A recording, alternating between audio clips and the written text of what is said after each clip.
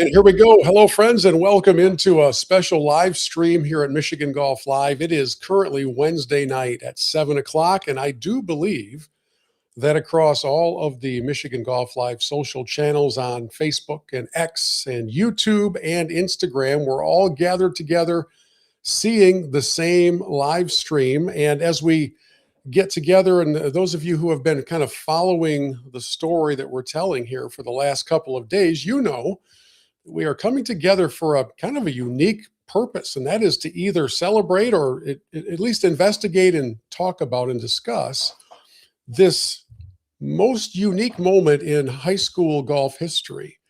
It was just a couple of days ago that a young man who, by the way, throughout the course of our live stream today, we aren't going to name him. Okay, I just want you all to understand we won't be using his name. I don't want to single anybody out for any reason, especially a minor.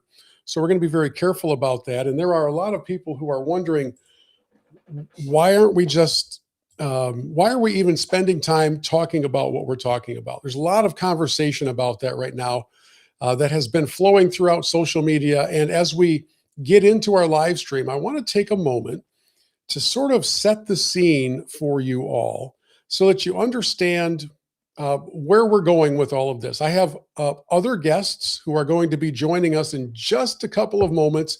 Looking forward to the conversation with some who have been involved in the high school and in the amateur golf world for a very long time. But first and foremost, let me take you to the initial impetus for what we're doing here today. And that was the posting of a score from a young man who attends Anchor Bay High School, and he shot a 60 on a par 71 course. I think we would all agree that's pretty darn remarkable. And so as that score went live and conversations began to flow and people began to think, wow, that's got to be like an all-time record. It's got to be. If it's not, it's super close to that. And so people began to want to make sure that there was some legitimacy to that score. Unfortunately, because there is a history that goes into not this young man, but into the school, a couple of the schools involved in all this. So there's the leaderboard that was posted from the I Wanna Maker app. I've blurred out the names, but you can see the scores on the right side, and they're pretty impressive, especially at the top of the leaderboard with a 60. So when that goes up, questions begin to be asked.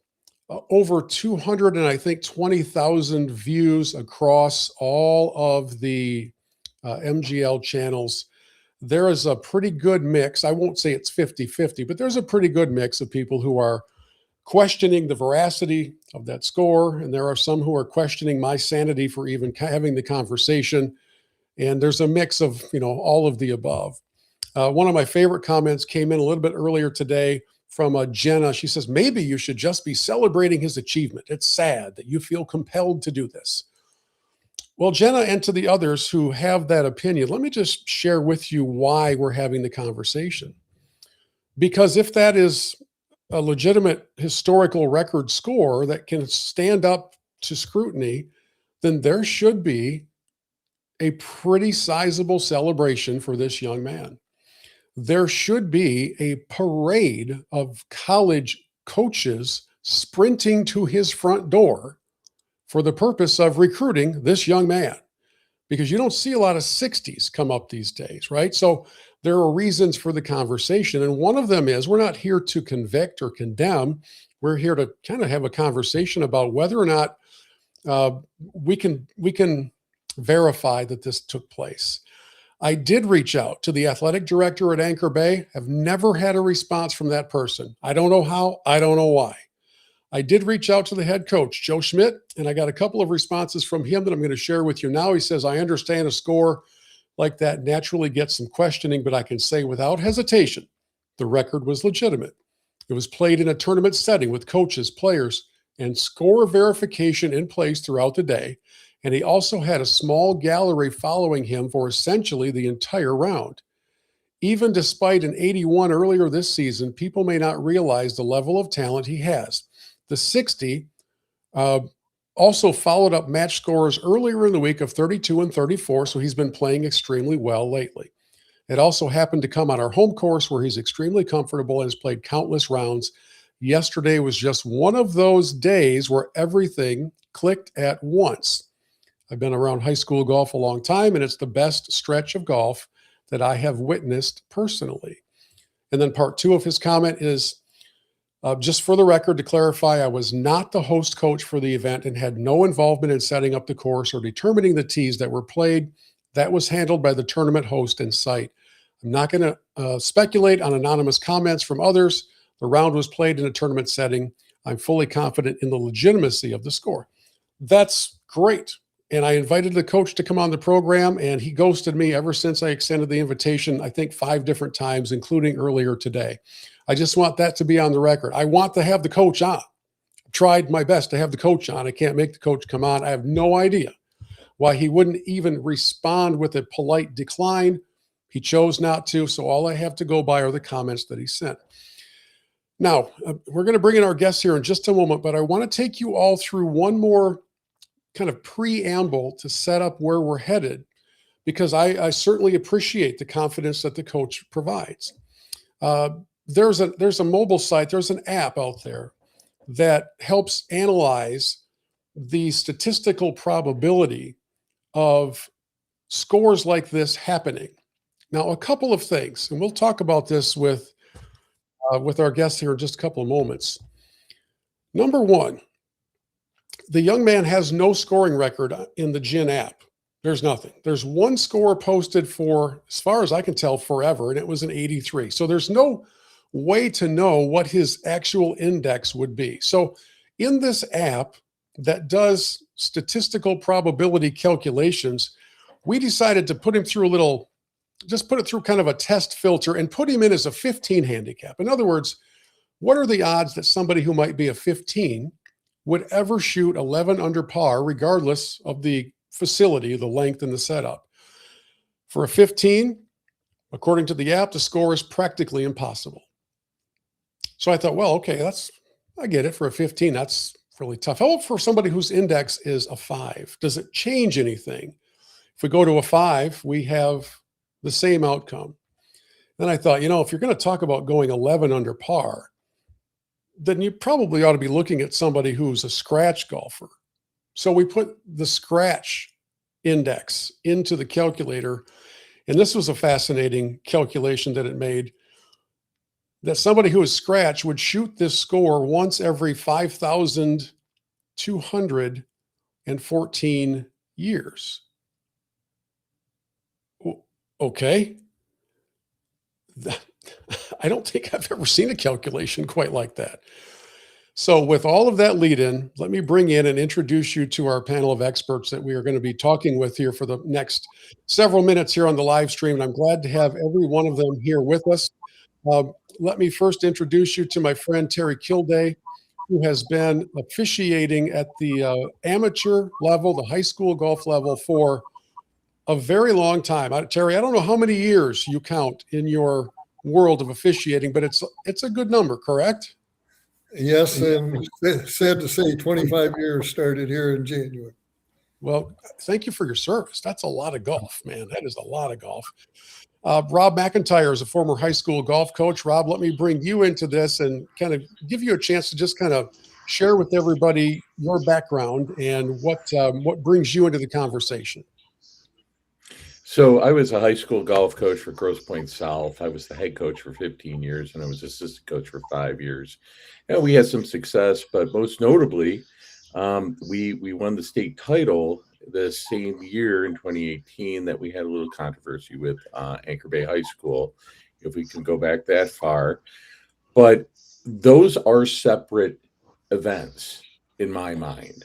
It's just that we have some familiarity with controversy. We'll say controversy. Yeah, I'm going to bring you in for some more detail on that in a couple of minutes. I think we have Terry's brother, Mick, trying to figure out his camera. We'll come back to Mick in a second. And we have Tom Lang from the Michigan Golf Journal. And Tom is actually the one who initially sent me this leaderboard that showed the 60. Tommy's having some camera issues, but he is with us in audio form. Tom, welcome, and thanks for joining us. Let me give you kind of the floor to start things off here as to what your thoughts were when you first saw the 60, as somebody who also covered what Rob alluded to 8 years ago with the verified controversy involving Anchor Bay and L'Anse Creuse.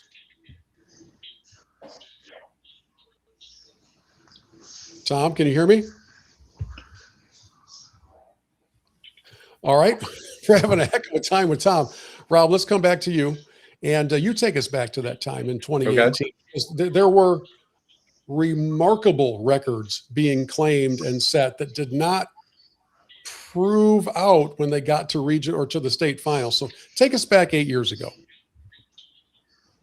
So in 2018, I was playing in a different region. The region that L'Anse Creuse, Anchor Bay also had a huge number of talented teams in it. Lake Orion, Bloomfield. There were just I think Rochester Adams was in there. I'm pretty sure Rochester Adams was in there. And during the regional finals, Anchor Bay and L'Anse Creuse finished first and second.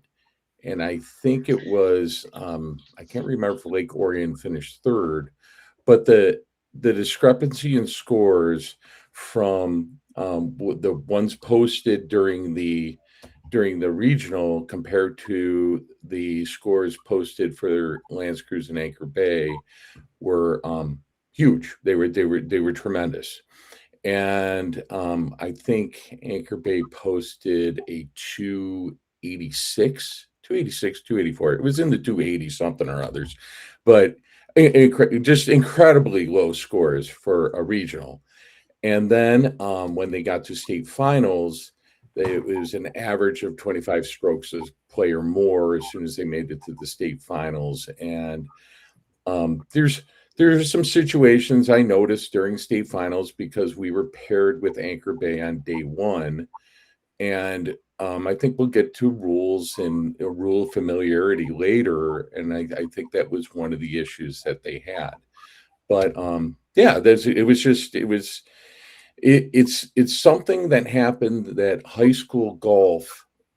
some high school golfers really remember.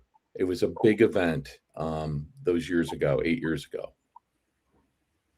And to be entirely fair to all concerned parties with this round, that was 8 years ago.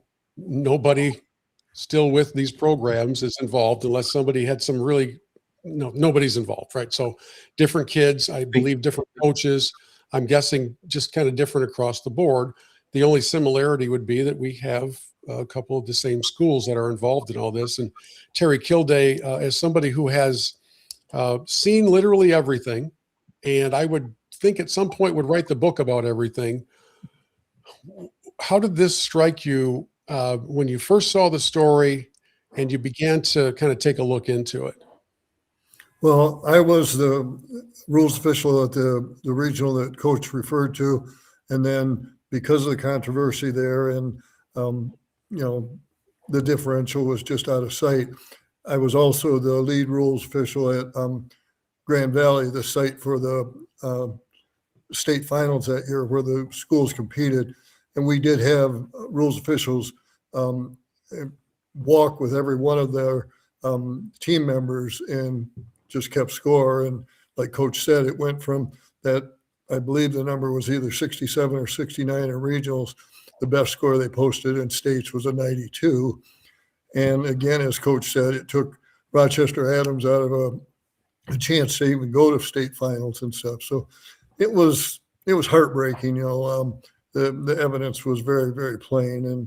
And the thing that bothered me is just adults wouldn't get involved with it, from parents of the players to the coaches to the athletic director of the respective schools. Everyone just decided they were going to let it slide rather than, face the music with it.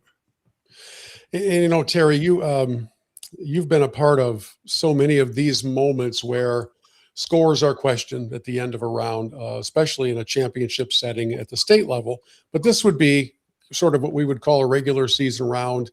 So it doesn't necessarily usually rise to the attention level of the entire state because it doesn't impact as many other schools.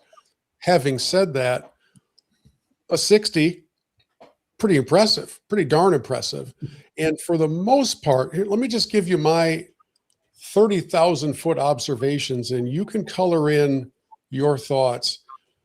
I'm going to go out on a limb and say that somebody who is talented enough to shoot that low of a score is a very serious golfer, a very talented golfer, and probably would have or should have an established scoring record that you could see, whether it's in the Gin app or throughout their high school career. I could be wrong. And again, I want the record to indicate I invited the coach on 5 times. I have no idea why Joe Schmidt wouldn't come on the live stream. But I would like to think that maybe there's just been an oversight in record keeping or something. How does somebody come out of the blue with their only posted score being an 83 and somehow come up with this number? So, if I can chirp in here a little bit, it is the wacky world of high school golf too, and to understand like how some teams in the MAC tend to play things, they have their different tournaments that they play in, and that's not necessarily a bad thing. It's just that it's understanding how many actual scores get posted and how much they're involved with tournaments outside their actual area. And so that's where like iWanamaker really does help in terms of seeing like patterns evolve through players. It's a very good point. I want to share a comment I got earlier today from a PGA professional who works in junior golf quite a bit, and she's one of the top instructors in the state. And she actually said the iWanamaker app is really not any deterrent because you can go back at the end of the round or later on during the round and say, I think you got my score wrong back here. She says last month in the U.S. Kids event, I caddied, and one boy in his group shaved off a few strokes because we didn't keep the score for him. Mistakes were made, and then the iWanamaker app didn't prove to be the confirmation that we had hoped it would be. She said, I was more sad that young man, whether accidental or on purpose, cheated during the round with a parent standing right there. Now, I don't want to cast aspersions at our young man from Anchor Bay. I don't want to use the C word. All right. I want to have the discussion because if it's a legitimate 60, that ought to be recognized. I think it's a new state record. Tom Lang from the Michigan Golf Journal has chimed in with us now. Hey, Tom, we can see you. You're looking good. And you've done a lot of homework in the last few days on all of this. What do you want to begin with? Can you hear me? We can. All right. Progress with my old technology, apparently. Well, the reason this caught my eye is because the prior lowest score in a regular season 18-hole match that I ever heard about in the state was Randy Hutchison from Traverse City Central back in around 2003, shot a 62. And the people who let me know about it said in the very next breath, but it was a nothing course, so let's not get too excited about it. They were like already saying too short of a course to be legitimate, no challenge. So of course he shot 62. Well, Randy went on to be all Big Ten at Michigan State. He was the highest amateur in one of the Michigan Opens at the Bear. He took 3rd overall in the Michigan Open against pros, and finished his top amateur at 3 under par on the Grand Traverse. So for somebody to beat his score, even to do 60, it just seemed pretty tough to swallow, to be honest, in my opinion. So, Terry, as we talk about all of these things, if you are the tournament official on site at this gathering and that score comes into you, is there a role for the tournament official on property to play, or is the responsibility to the players and coaches?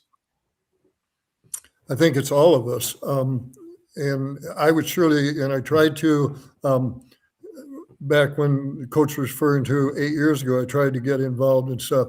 But if you do not get the support of the coaches, and in particular, the player in question's coach, because he knows his scoring range, and it's so hard to deviate out of that range. If you don't get that support, it gets to the point where my hands are tied.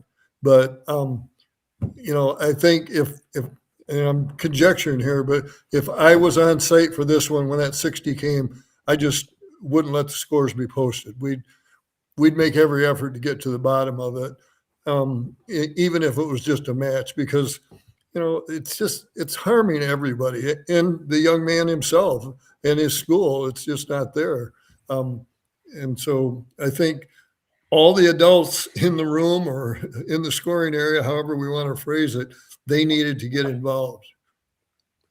So, is there a minimum golf course length and or setup that is in place or should be in place that would at least get you through that minimum threshold for course challenge and difficulty before you would recognize in a record setting way around like a 60? I don't know what the parameters are right now that would help everybody say, oh, the litmus test has been cleared.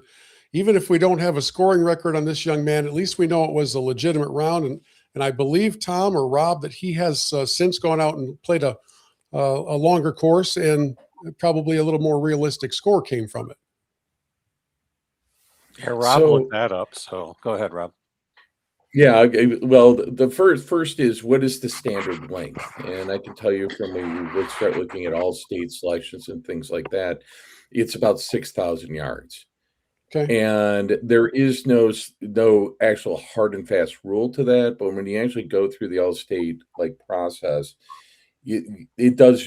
They do ratings, of course. There are yardage referrals. It actually does level out the playing field when you're playing longer courses versus shorter courses. There are coaches throughout the state who actually falsify the however long it is and make the course shorter than it actually is on the scorecard. That's a whole different subject. But the one thing I did notice, that the player today went out and played a course at 6,200 yards. Now, when he shot the 60 at Golden Hawk, I think it was about 5,600 yards. So he goes out today, and I'm out of curiosity, I'm just going to see this poor kid's got to be under a lot of pressure, right? So, and he went out there and he shot a 76, going 3 over in the last 2 holes.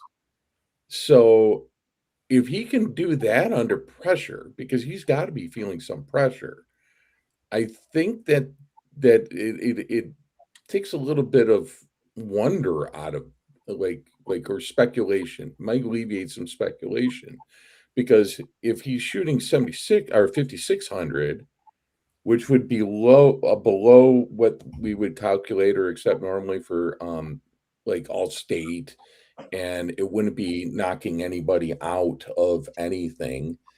And then he comes back 2 days later, kind of with a bunch of eyeballs on him, and goes out and shoots a very good score. That's a really good score. Yeah. For 6,200 yards. Yeah, that's I think that's important to understand, important to take a look at. While we've been talking, we've had the chat opened for our live stream off to the side. Someone named Mike3 is a big fan. Clearly, he says only golf can create this much buzz over a high school kid having the round of his life. People need to grow up, including yourself. I guess that's me. No one wants to join your program because this is a joke. You're a joke. And Mike, I would just say it's actually apostrophe RE on that last your. So check that out. A little bit later on, Rangefinder 01X says, I have never seen more plus golfers shoot in the 80s now. Go back to the old handicap system, which leads me, Terry, to a question to you while Mike thinks of his next comment. I'm curious if in the MHSAA realms, if we have high school kids engaged enough in an official handicap program where they're actually registering scores. They don't have to. I know the MHSAA the GAM for a long time has provided free memberships to high school kids so they can have a USGA index. But what is the status of that right now so that we can have a scoring record? Unlike we don't have any scoring record for the young man who has posted to 60. Right. Well, there's no requirement by MHSA that they maintain a handicap index, as you just stated, to participate in GAM events. they do post scores and they establish an index. So there's just so much peer pressure. If we just let it happen as the threesome or the foursome goes out and let's just watch each other, it doesn't happen. And I think, Bill, the next step is that they encourage players, you can get an index just with the scores you post during high school events, even if they didn't most of the summer. And most high school golfers play most of the summer. So it's a nice step in the right direction. Yeah. A couple more comments have come in. Jenny Camerl Heath is a very big fan of our live chat as well. She says, boring. This is ridiculous. Give the kid the credit he deserves. He had a great round. Jenny, that's exactly what we're discussing, because the next comment, I think, really is pertinent to what Jenny said. Do we know if schools are recruiting this kid right now? And that brings me to my next question. And Tommy, I'll throw it to you because you had a brief conversation with a coach that you don't have to name if you don't want to, but a Big Ten golf coach. And you said, have you heard about this? Because the natural assumption would be that for somebody to go 11 under par would result in a sprint-a-thon of college golf coaches to his front door saying, please come for our program. Was that the experience relayed to you?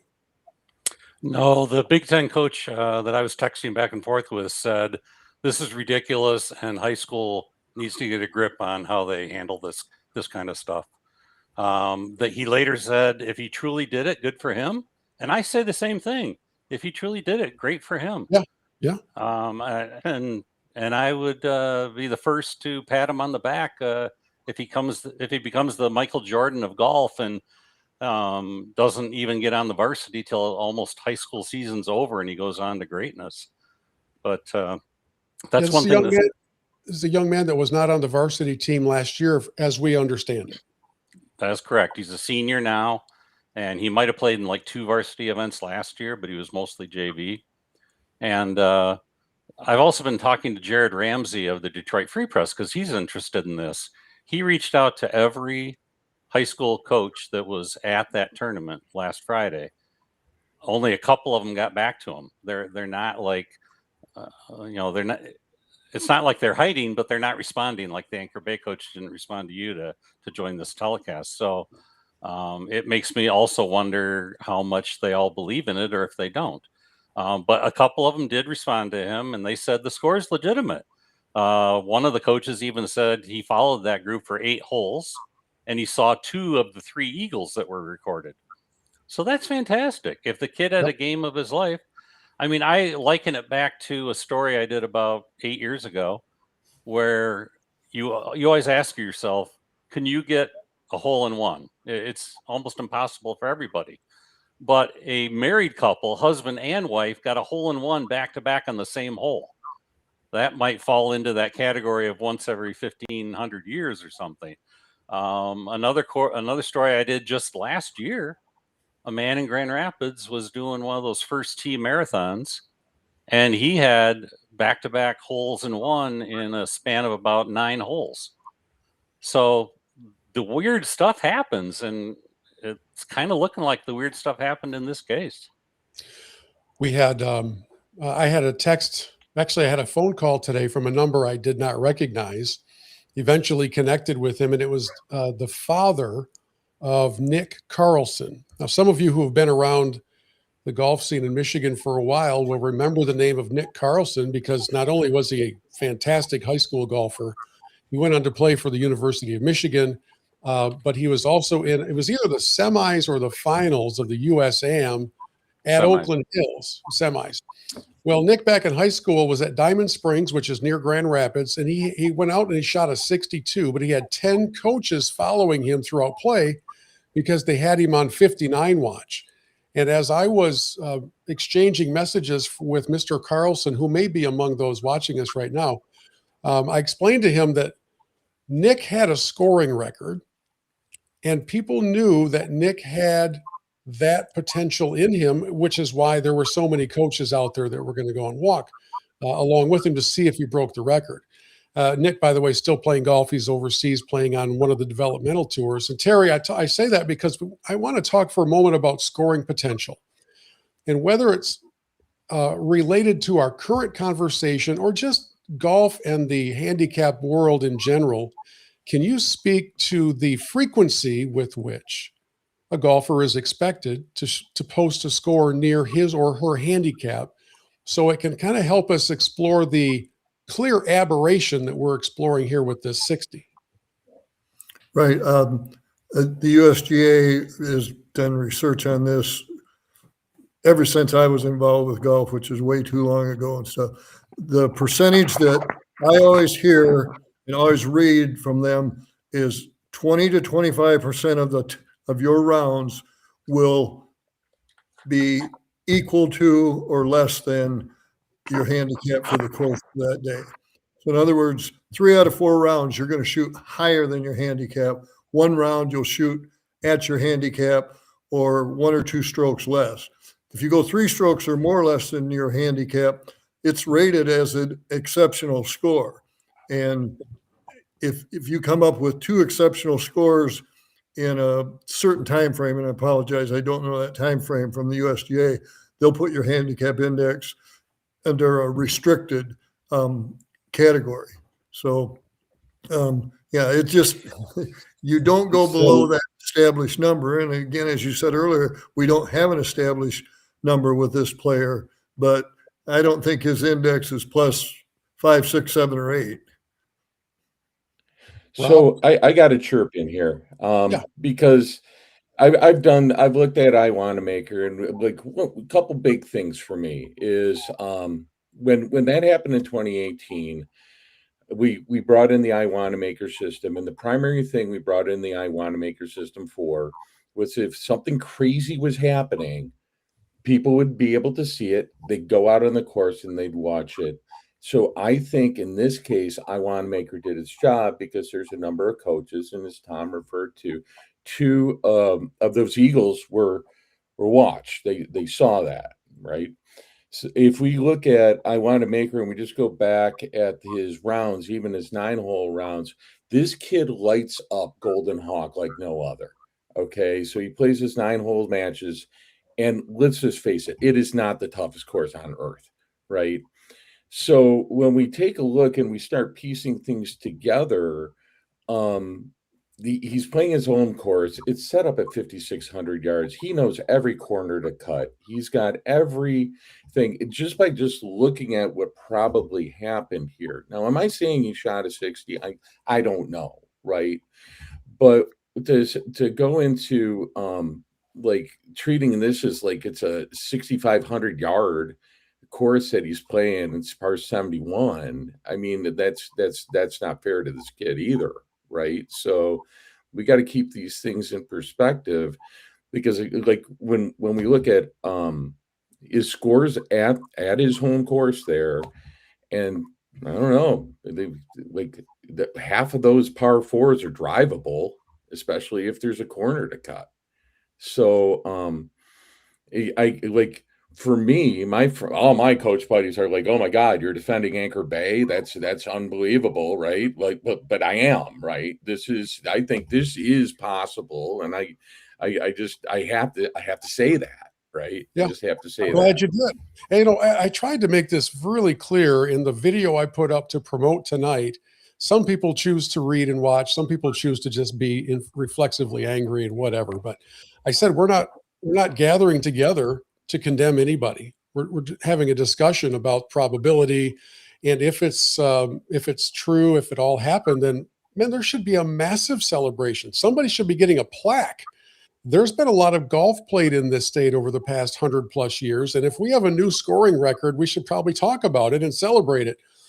I'm just still uneasy with whether or not this was accurate. And Terry, I think, is kind of leaning in that direction as well, as a guy who has literally seen everything in this game. Let me bring a couple more comments from our chat back in. Dawn Marie says Rob's comment was great.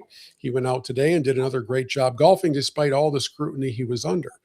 Vire Golf, love the show. Yeah, love the show. For what it's worth, another golfer in the group, not on A-B team, stated that he missed an 8-foot birdie putt on the back nine to post a 59. So even if he cheated or shaved 5 strokes, a 65 is fire. Well, I don't know if I want to go with that as my defense, but okay. Jenny Heath steps back in and decides that she's going to swear on my live stream. I don't know why, but she says, like, grow up, Jenny. Really, Steve, who the blank are you to judge? Were you there? His opponent verified his score. But Jenny, I would just say this, that 8 years ago with these same 2 schools, the opponents all verified the score as well. And it proved to be a complete debacle. At Mr. WMU, the golf coach could have brought his resume to prove his pedigree. It is telling that he refused to join the show. If any of us were in his position, there's no length we'd go. There's no length we'd not go to prove the score. That's one of the little, Tommy, you could tell me if I'm crazy. It wouldn't be the first time you've told me this. Nope. That's one of the little red flags in my mind is where's the celebration? Right. Where's the party? As Steve Castle says, why isn't the coach speaking out? Why are they not celebrating this unbelievable accomplishment? That's one of those things that kind of has me a little confused. And Sure. The feedback that Jared Ramsey of the Free Press got from a couple of coaches was he was definitely attracting attention. And by the time he was finishing up on 17 and 18, there were almost 24 people there watching, seeing if he would get the 59 or whatever. And so there were a lot of eyeballs out there. There's no question about it. But what we don't know and nobody has talked about is, were they playing maybe preferred lies? That kind of thing that really helped him hit the ball maybe better than he ever will again.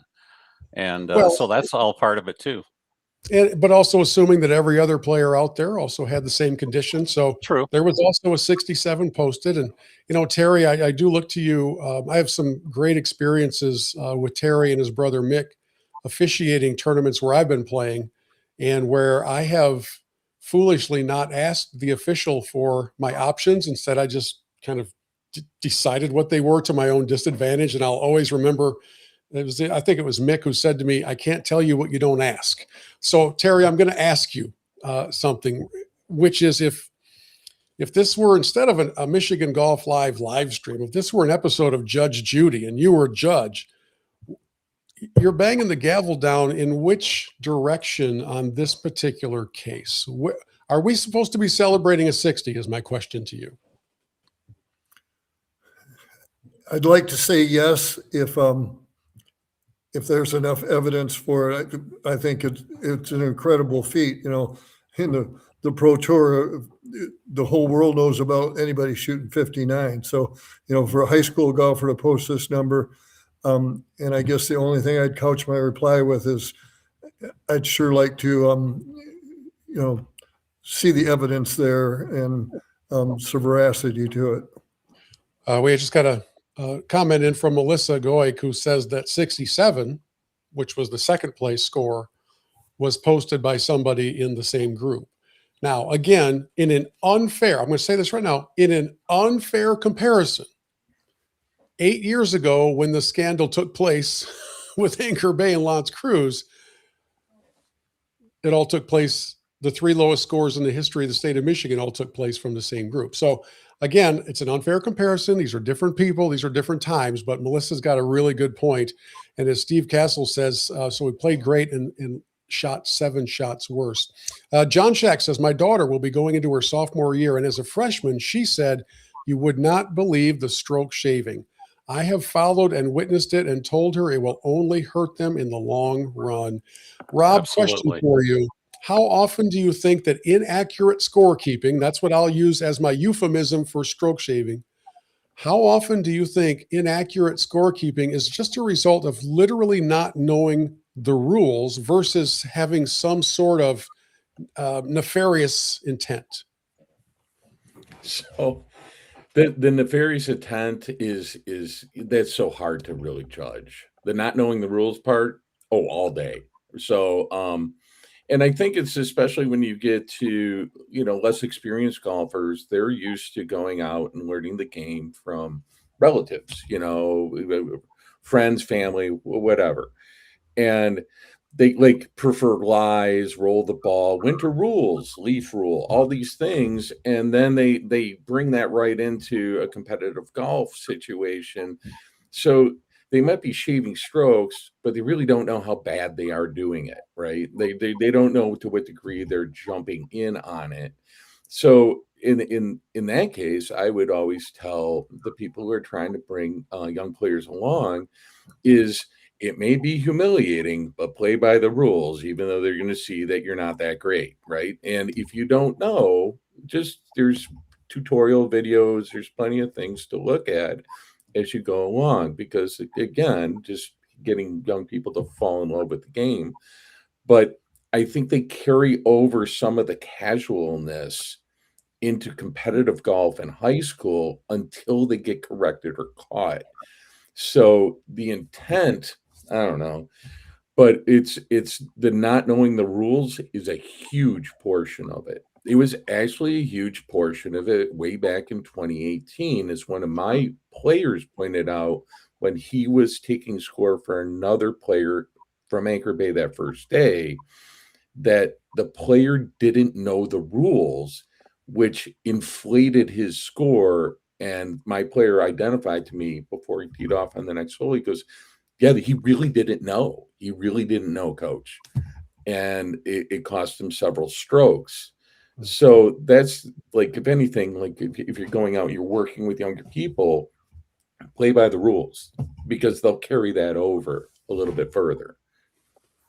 I can remember back in my days as a high school golf assistant coach for about 8 years, a couple of instances where the rules were shockingly not applied, including I was out walking with a match and a kid hit a ball, quite a ways to the right. It was way out of play. And the next thing I know, but it was a lateral hazard. He was dropping a ball in the middle of the fairway, like 50 yards up further and dead center of the fairway. And I didn't say much because it was clear the young man was going to have a rough day anyways. But I just said, could you, and I wasn't his coach. So I said, could you help me understand how you decided to drop the ball in the middle of the fairway? And he said, yeah, coach said if we ever hit it out of bounds, to throw it in the middle of the fairway. I was like, well, I can't be mad at the kid if that's how he was being taught. Obviously, he was being taught incorrectly. And at the same time, I can recall, because boys golf in Michigan is played in weather like this garbage instead of in the fall when it should be. I remember spending the first like 2 or 3 weeks with our team in a classroom, just drawing diagrams on the board and going through rulings on dog legs and things like that. And then going outside into real golf and realizing how much time I had wasted in the classroom because they were not applying the things that we had. There was so much confusion out there, and I don't have any hair, or else I'd be pulling it out. So, Tom, when we talk about knowledge of the rules versus creative or deficient scorekeeping, what's your thought Can I say on? one more thing, Bill? Yeah, Rob, go ahead. Yeah, and the one thing is, if you know the rules, you understand when other people really are shaving strokes. So you're a better scorekeeper for your opposition at the same time. It's not just about you. You understand when they're taking strokes off. Yeah, So yeah, that's a sorry. very good point. Tom, what were you going to say? Rephrase the question again for me. What do you see as the mix on the scale of justice between not knowing the rules and knowing the rules, but adjusting your score anyways? From what I hear in all the talk I've had with coaches and all the observations I've made of kids playing in state tournaments and whatnot, I think an extremely small percentage go out with the intention of cheating.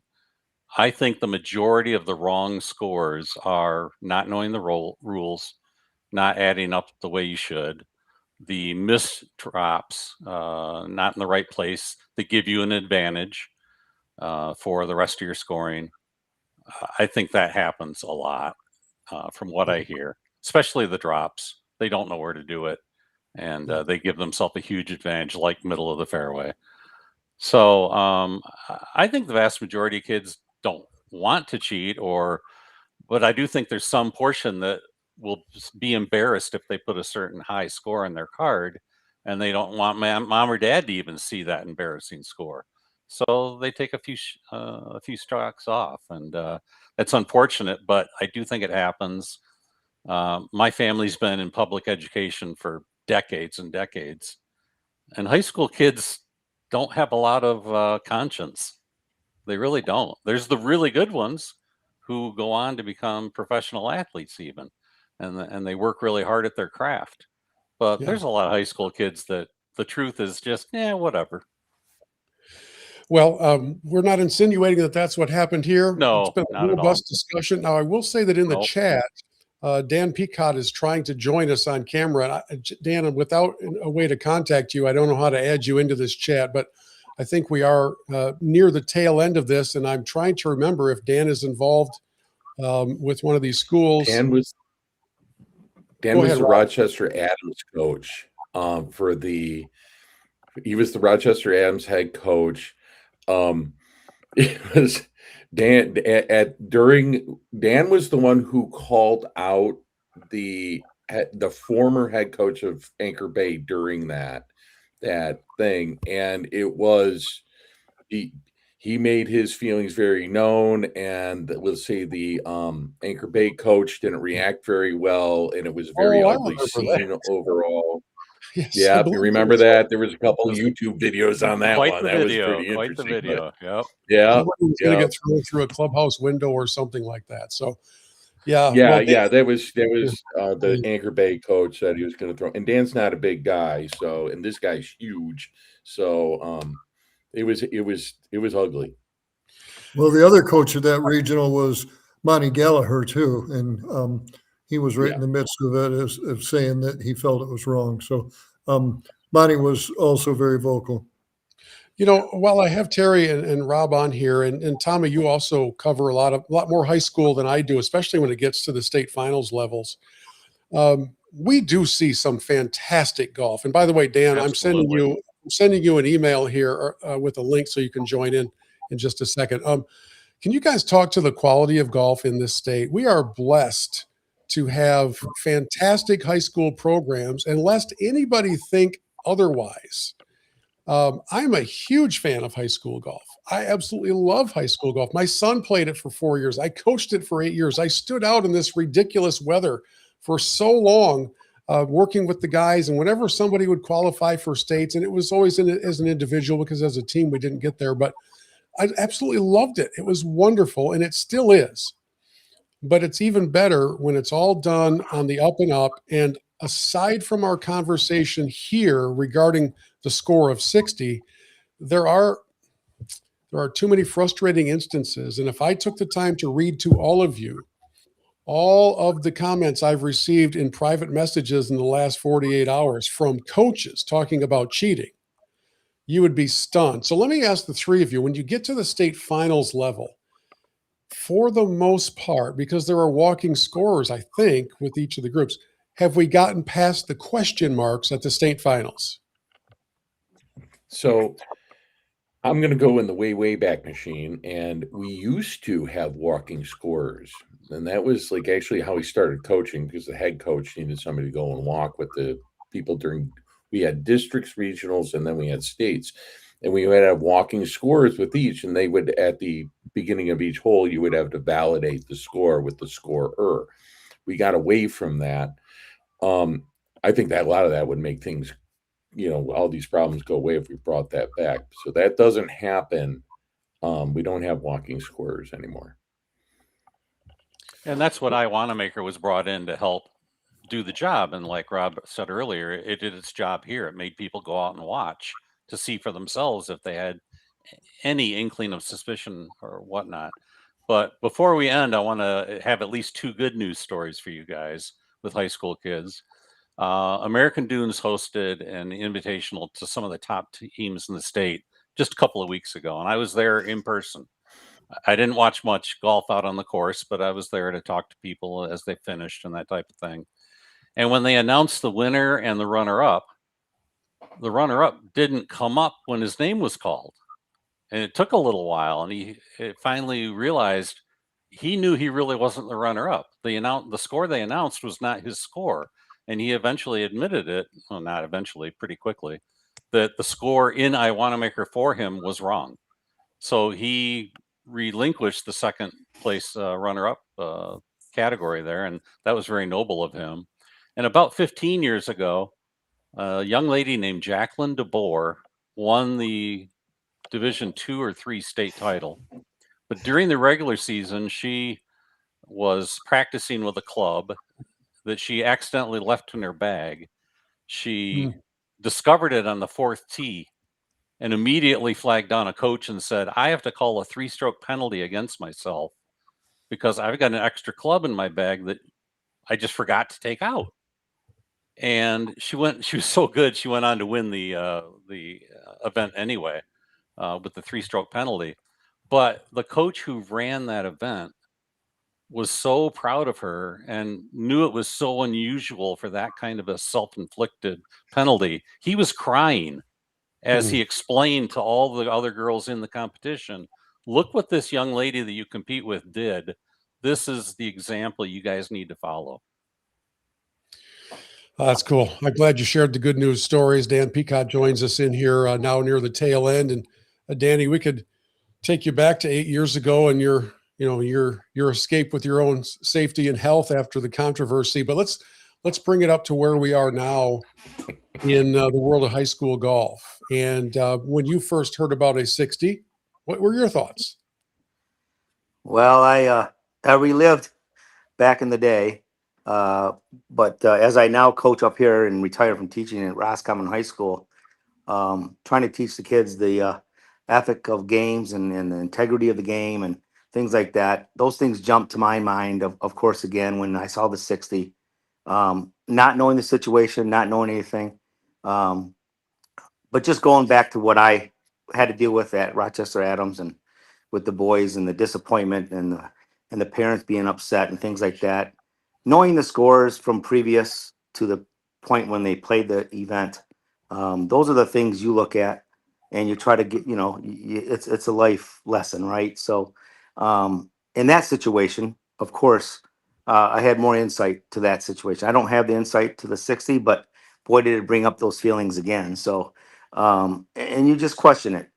Things weren't resolved back then when the situation happened with Anchor Bay and Lance Cruz and those schools and Fraser. So when it's not resolved and now you see it X amount of years forward, you wonder how long can this keep going and how can we help and make it better for the youth and the golf to understand the importance of fairness and being right. So if you, I've asked this question to the other men, if you had to kind of weigh the, I just don't know the rules versus, oh, I know the rules and I also know how to creatively keep my own score. Where are we in what you're seeing in the world of high school golf? I think for the mass majority of high school golfers and youth golfers, they understand the importance of fairness and doing the right thing. Um, Again, you guys talked about, and when I stepped in, you talked a little bit about understanding the rules. And kids are going to make mistakes. That's what this is all about. It's a learning experience for everyone involved. Um, but you take it to the next step forward. And when you look at the situation that happened a few years ago, that's not necessarily rules. It's more of the integrity of the game, as I spoke earlier. So you look at those things and you say, how as we evolve as a sport and as a high school event and game, what can we do? And it really relies on the coaching. Coaches need to step in and truly involve kids in the rules and the integrity and how to go about things and doing the right thing is just key. And the respect comes from that itself, doing the right thing and calling your own self out when things go wrong. And not everyone's going to do it all the time just because they may not know the rules. And in that situation, that's a learning experience. Um, and so you look at that when you talk about I want to maker and things like that. We don't have walking scores anymore. It is truly on the kids to validate and accept the scores and agree with the scores, and it's all based on that now. So when we look at back in the day when we had a walking score and we could validate the young child, boy or girl, on a score, and everyone's hearing it, and no, I don't agree, and we had that interaction. I believe at that point it was a little bit more of a learning lesson. Now, when 4 kids or 3 kids are in a group and we're just pushing a button and it's going through and then it's gone, there's no interaction with, look at the PGA Tour. I mean, I worked the Players Championship this year as a volunteer. They have walking scores still. They still have to validate their scores at every hole, and that's the PGA. So I really truly believe, as much as I like the I Want to Maker and a lot of the statistical things that are on there, I still believe that human interaction and scoring is just key component to the game of golf. Yeah, and when it comes to today's high school kids, they don't want to narc on each other. They start falling under peer pressure, and they don't want to be. correct. Funny you so say that, Tommy. Yeah, sorry, go ahead. Well, I was just going to say it's hard for kids today and 20 years ago to say, I think your score is wrong. They don't want to be labeled as Mr. Goody Two Shoes, so they just let stuff go. Correct.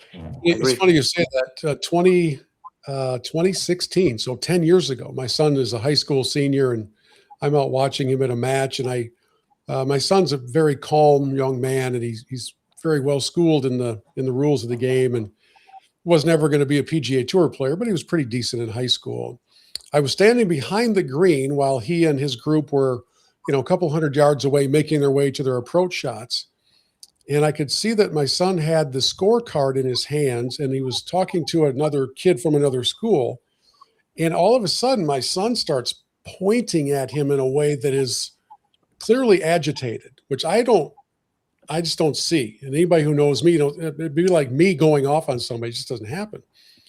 So I wait for them to come up and, kind of putt out and get things done. And on the walk to the next tee, I said, what in the world was that all about? He said, well, the kid on the prior hole took a double bogey, but he told me he made a par. And I said, you didn't make a par. He says, well, just give me the par now and I'll give you one later on. And my son said, well, that's not going to happen. That's not how this works. And then the kid starts cursing at him and calling him very profane names. And I'm like, what in the world?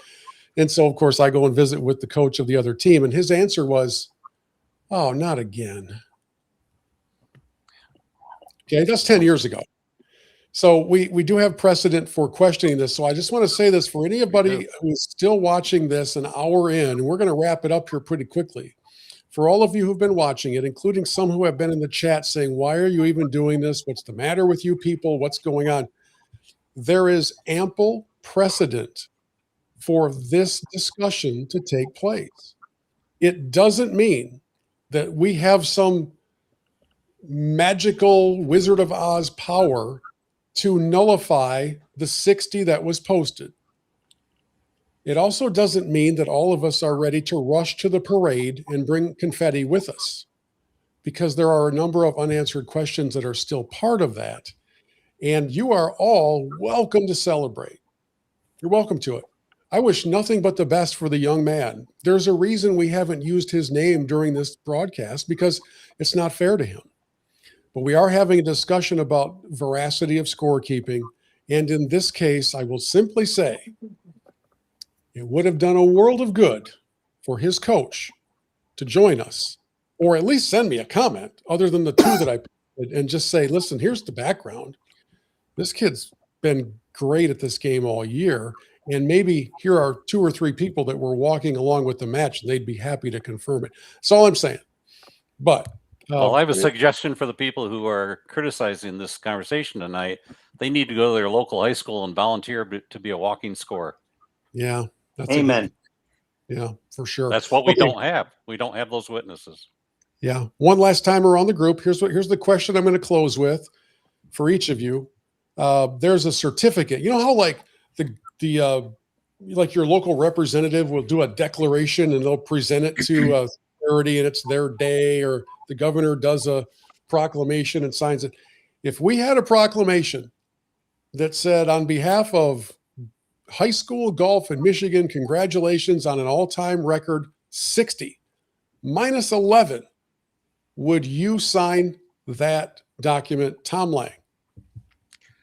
I think only if there were parameters in play of it has to be a legitimate long course, then I would. Define long. At least 6,200. Rob McIntyre, are you signing the document for the case we have in front of us? 6,100 yards, 6,000, 6,100. And my opinion still is that, like, the course as it played probably played as a par, 68, like the shorter course at DGC, right? So, but yeah, I agree with Tom. There has to be some type of stipulation to qualify. There has to be a qualifying statement. Dan, are you signing off on the document for this particular case? As I have to be honest, I don't know the entire case. And I don't know the parameters like you guys are talking about, the yardages and things like that. But I would be hard pressed to sign that. Yeah. Terry Kilday. I would probably abstain because I don't know the particulars enough. And as I think everybody's read, I have a hard time with it, but I wouldn't go one way or the other with what I've heard so far, and just haven't seen people step up one way or another and really document anything. Yeah. I would echo Terry's comments, and I will just say congratulations to the young man. 11 under par is incredible.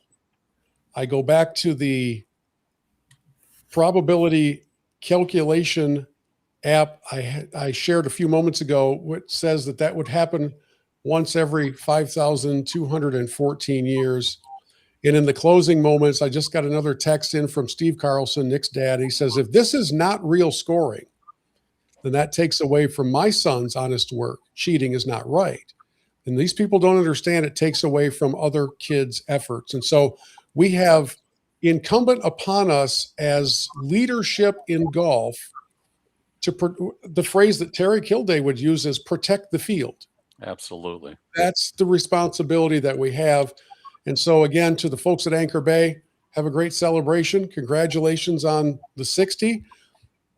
And we'll leave it at that. I want to say thank you, by the way, Tom Lang, Rob McIntyre, Terry Kilday, Dan Peacock, and everybody else who's been a part of this. It blew up much bigger than I ever thought it would. And that's not because we're after clicks. It's because this discussion is interesting to anybody who cares about high school golf. And you guys have done a great job with it, no matter what some people in the comments have to say. Thank you very much, gentlemen. Much appreciated. Thank you. Yep. Good night, Bill.